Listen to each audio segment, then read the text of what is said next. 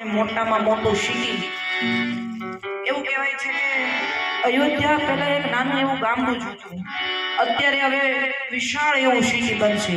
ઇન્ડિયાનું મોટામાં મોટું સિટી જો કોઈ બનવાનું હોય તો આપણું અયોધ્યા છે, જ્યાં આપણા શ્રી રામનો જન્મ થયો છે. ત્યારે લોકો નાનું એવું બાળક હશે ને એના મનમાં તે આજના દિવસનો જે ઉત્સવ જે છે એ ઉત્સવ અઢળક ખુશી લઈને આવેલો છે.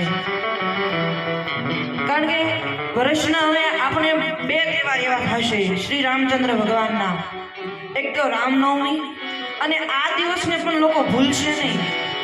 કારણ કે વિશાળકાય મંદિર બધી બાજુ હતા. ચાર ધામની જાત્રા આપણે કરીએ છીએ, એ ચાર ધામની જાત્રા એ પણ આપણને મોટા મોટા મંદિર મળતા હતા. પણ આપણા રામનું કે જે ચોરો કહેવાય ગામનો, ઈ સનાતન ધર્મનું એકમાત્ર જો કોઈ તીર્થ સ્થાન બનવાનું હોય તો એ અયોધ્યા ધામ છે. અને આજે એ બની પણ ગયો ને આપણા રામની પ્રતિષ્ઠા થઈ પણ ગઈ.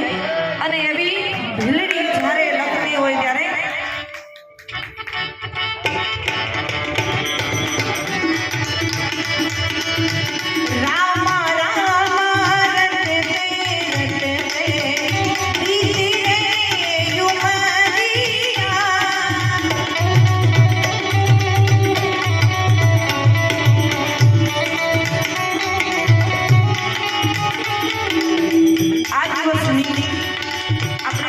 વર્ષોથી આપણે વાટ જોઈ રહ્યા હતા. 10 વર્ષ સુધી આ કેસ તો એમના એક વ્યક્તિએ રામ માટે લડેલો છે. આપણે કહીએ ને કે જજે જે ચુકાદો આપ્યો કે રામ મંદિર હવે બનશે, પેલા ત્યાં બાબરની મસ્જિદ હતી, એ મસ્જિદ તોડીને આ કેસ આટલા વર્ષો સુધી હાલતો હતો. અને એ જ રીતના આપણે જેમ તપસ્યા કરી એવી તપસ્યા શબરીએ કરી હતી.